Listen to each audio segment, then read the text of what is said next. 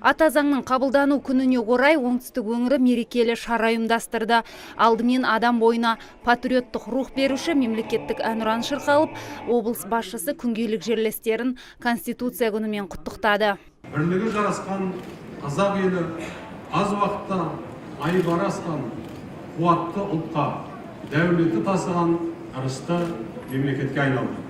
Бұл орайда Қазақстанның Республикасының президенті елбасымыз Нұрсұлтан Әбішұлы Назарбаевтың Конституция қазақ елінің өркендеуі мен өрлеуінің негізі деген сөз еске түседі. Сондай-ақ өңірдің білім, кәсіпкерлік, кино саласының дамуына еңбек сіңірген біршама азаматтар Жансейіт Түймебаевтың қолынан марапатталды. Оларға алғыс хат және мақтау қағаз табыс етілді. Облыс әкімі Конституция мемлекеттік құрылыстың құқықтық негізін қалыптастырушы құжат екенін тағы бір еске салды. Шараның ресми бөлімінен кейін жиын мерекелік бағдарламамен жалғасты. Сеубекова Әуескүл Қалманқызы, облыстық клиникалық ауруханасы Талазов Серік Төлебекұлы, Шымкент қаласындағы облыстық мәдениет басқармасы, оңтүстік фильм мекемесінің оператор режиссері.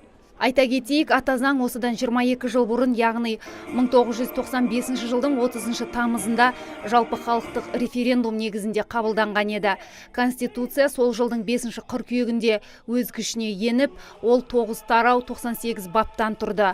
Бұл тәуелсіз Қазақстанның қабылдаған екінші конституциясы. Алдыңғы конституция 1993 жылы 28 қаңтарда қабылданған болатын.